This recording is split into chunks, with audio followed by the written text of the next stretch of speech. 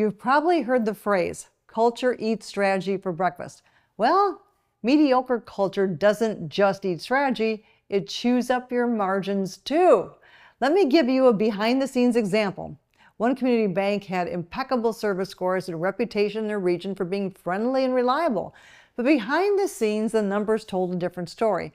They were bleeding profits, and it wasn't because their customers weren't happy, it was because their employees were trapped in a culture of avoidance. Managers hesitated to hold people accountable.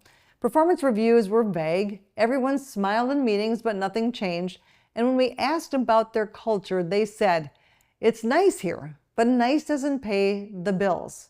They had tried to fix it before by adding an employee recognition program, building in a motivational speaker, even upgrading the break room. Not one of these things addressed the real problem, the absence of a culture that rewards performance and tells the truth about what isn't working.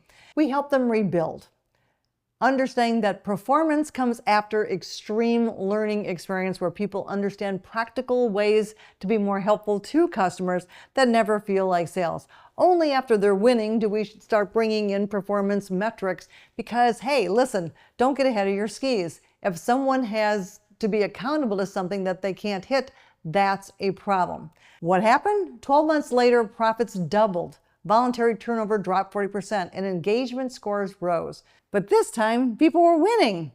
They were making great things happen and they knew it. And that's the game worth playing.